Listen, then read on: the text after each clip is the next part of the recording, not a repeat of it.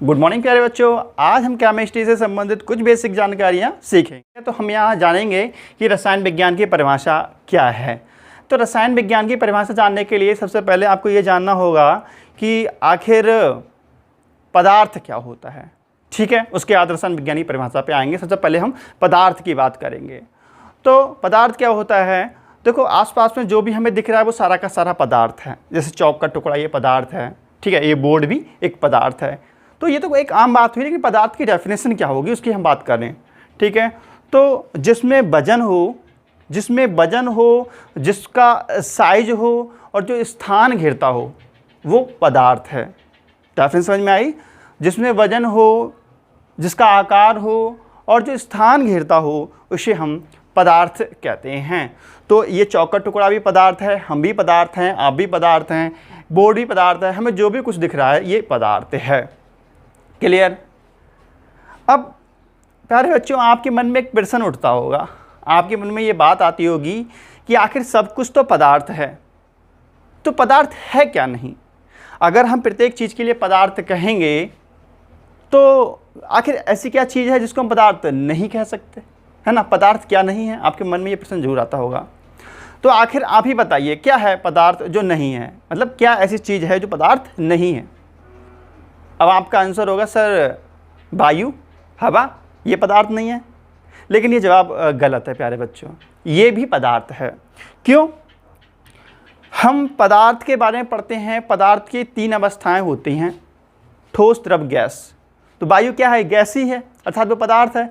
या मैं समझ लें कि जो वायु है, वायु देखिएगा अगर सिलेंडर में भरेंगे तो सिलेंडर के आकार की हो जाएगी, है ना? और वायु का अपना कुछ ना कुछ वजन भी होता है, तो वो भी एक पदार्थ है।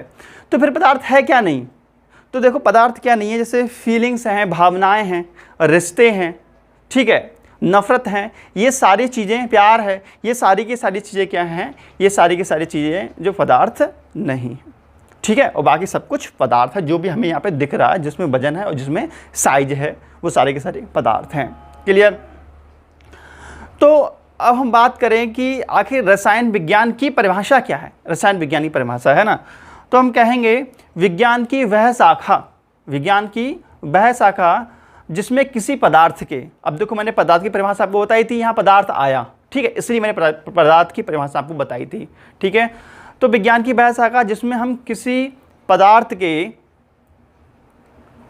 रासायनिक गुणधर्मों और संगठनों और परिवर्तनों का अध्ययन करते हैं, क्या कहलाता है? रसायन विज्ञान कहलाता है, या रसायन विज्ञान कहलाती है। ठीक है, समझ में नहीं आई? फिर समझाता हूँ।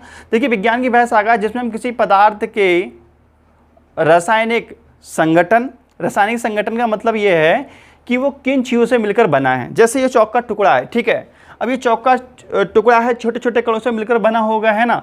तो देखो ये पदार्थ क्या छोटे छोटे कणों से मिलकर बना है, तो किस प्रकार बना है इसकी हम जानकारी प्राप्त करें, है ना?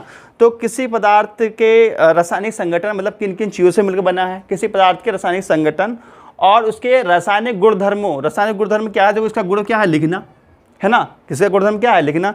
तो किसी पदार्थ के रासायनिक संगठन और इसके गुणधर्मों का अध्ययन जिस विज्ञान के अंतर्गत करते हैं उसे हम रसायन विज्ञान कहते हैं। ठीक है, तो डेफिनेशन में बोल रहा हूँ, आप नोट कर लेना। रसायन विज्ञान की क्या होगी, नोट करिए कॉपी में। विज्ञान की वह शाखा जिसमें किसी पदार्थ के, या रसायन विज्ञान की वह शाखा जिसमें पदार्थों के रासायनिक संगठन, गुणधर्मों और उसमें होने वाली परिवर्तनों का अध्ययन किया जाता है, रसायन विज्ञान कहलाती है। ठीक है प्यारे बच्चों, ये तो रसायन विज्ञान की परिभाषा हो गई। अब इसमें कुछ चीज़ें आती हैं, जैसे कि एक वर्ड आता है परमाणु या एटम। एटम क्या होता है ना? एटम या परमाणु क्या होता है, इस पर हम डिस्कस करते हैं। हम एटम की परिभाषा की बात करें तो हम कह सकते हैं किसी पदार्थ का वह छोटे से छोटे कण जो रासायनिक अभिक्रियाओं में भाग लेता हो।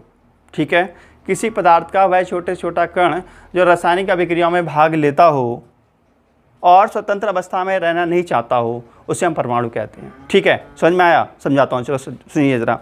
किसी पदार्थ का वह छोटे से छोटा कण, देखो ये पदार्थ है, ये क्या है? ये पदार्थ है। इसके छोटे छोटे कण क्या है जो मेरी उंगली पर तो चिपक सकते हैं या बोर्ड पे चिपक सकते हैं। किसी पदार्थ के वह छोटे से छोटे कण, यही एक कण है पदार्थ के, ये टुकड़ा है, चौक का ये पदार्थ कहलाएगा, इसके ये कण है, ठीक है। तो किसी पदार्थ के वे छोटे से छोटे कण जो रासायनिक अभिक्रियाओं में भाग लेते हों।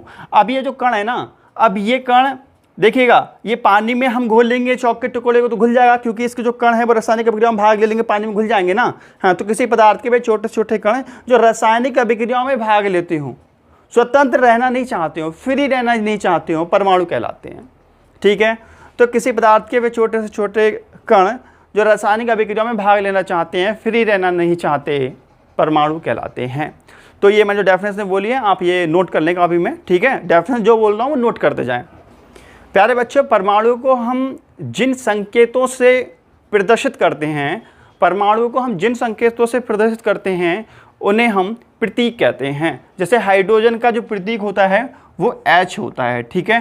तो ऐसे ही कुछ परमाणुओं के उदाहरण मैं नोट कर रहा हूँ। देखो, जैसे हाइड्रोजन है,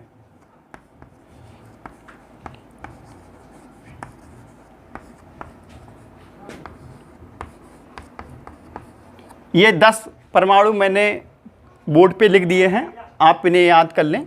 ये परमाणुओं के उदाहरण हो गए, ठीक है। अब हम बात करेंगे आखिर अणु क्या होता है। देखो, जब एक परमाणु ये है, ठीक है, और एक परमाणु ये है, ये दोनों परमाणु आपस में संयोग करते हैं तब बनता है H2। इसे हम बोलेंगे अणु। क्या बोलेंगे इसको हम? अणु। ये क्या है? हाइड्रोजन का परमाणु है और ये भी हाइड्रोजन का परमाणु है। अर्थात इसको हम देखकर हम परिभाषा अणु की दे सकते हैं। जब दो या दो से अधिक परमाणु, देखो ये परमाणु दो हैं, है ना, जब दो या दो से अधिक परमाणु आपस में संयोग करते हैं तब अणु का निर्माण होता है। अणु की परिभाषा समझ में आई आपको? जब दो या दो से अधिक, ठीक है, जब दो या दो से अधिक परमाणु आपस में संयोग करते हैं तब अणु का निर्माण होता है। ये अणु की परिभाषा हो गई, ठीक है। आप अणु की परिभाषा हेडिंग डालेंगे अणु और लिखेंगे जब दो या दो से अधिक परमाणु आपस में संयोग करते हैं तब अणु का निर्माण होता है, ठीक है। ये परिभाषा हो गई। अथवा करके आप परिभाषा थोड़ी टिपिकल लिखना चाहें तो ऐसे लिख सकते हैं, किसी पदार्थ का वह छोटे से छोटा कण जो रासायनिक अभिक्रिया में भाग लेना नहीं चाहता है, जो रासायनिक अभिक्रिया में भाग लेना नहीं चाहता है, अणु कहलाता है। ये भी हम डेफिनेशन लिख सकते हैं, ठीक है, वरना वो पहली वाली ही डेफिनेशन सही है। ओके, अब हम और भी इसमें एग्जाम्पल ले सकते हैं, जैसे कि देखेंगे नाइट्रोजन प्लस नाइट्रोजन, ठीक है। ये क्या है? नाइट्रोजन का एक परमाणु है, नाइट्रोजन का एक परमाणु है और ये भी नाइट्रोजन का एक परमाणु है। इन्होंने आपस में संयोग किया है और नाइट्रोजन का एक अणु बनाया है, ठीक है, नाइट्रोजन का एक अणु बनाया है। ओके, अब इस प्रकार से भी तो बन सकते थे। देखो जरा, क्लोरीन प्लस क्लोरीन, ठीक है, तो ये क्लोरीन का परमाणु है और ये भी एक क्लोरीन का परमाणु है। ये आपस में संयोग करते हैं या मिलते हैं तब क्लोरीन गैस बनती है, जैसे हम कह सकते हैं क्लोरीन गैस का एक अणु बना है, ठीक है। अब प्यारे बच्चों, ये तो देखो एक जैसे हो गए। देखो हाइड्रोजन हाइड्रोजन एक जैसे परमाणु हैं और यहाँ पे नाइट्रोजन नाइट्रोजन एक जैसे परमाणु हैं और क्लोरीन क्लोरीन एक जैसे परमाणु हैं। तो जब एक जैसे परमाणु होते हैं, इन एक जैसे परमाणु से मिल करके जो भी अणु का निर्माण होता है, तो इस प्रकार के अणु को हम कहते हैं सम अणु। सम अणु क्या बोलते हैं इसको प्यारे बच्चों? हम सम अणु। सम अणु क्यों कहा? क्योंकि एक जैसे परमाणु से मिलकर बने होते हैं, हम सम अणु कहते हैं, ठीक है। इस प्रकार से भी अणु बन सकते हैं। देखो जैसे एक परमाणु ये है H प्लस Cl, तो क्या बन जाएगा? HCl। ये क्या है? हाइड्रोजन का परमाणु है और ये क्लोरीन का परमाणु है, ठीक है, और ये क्या बना है? एक अणु बना है, ठीक है। इसी प्रकार हम और उदाहरण ले सकते हैं, जैसे कि Na प्लस Cl। देखो यहाँ पर ये भी एक परमाणु है और ये भी एक परमाणु है, क्या बना है? NaCl। ये एक अणु है, ठीक है। तो ये कैसे होंगे? ये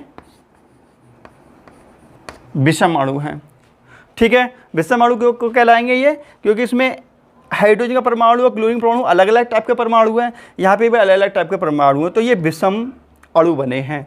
ठीक है, तो अणु कितने प्रकार के हैं, तो सम अणु और विषम अणु। तो प्यारे बच्चों, मैंने आज आपके लिए बताया कि रसायन विज्ञान की परिभाषा क्या है, परमाणु क्या होते हैं, अणु क्या होते हैं।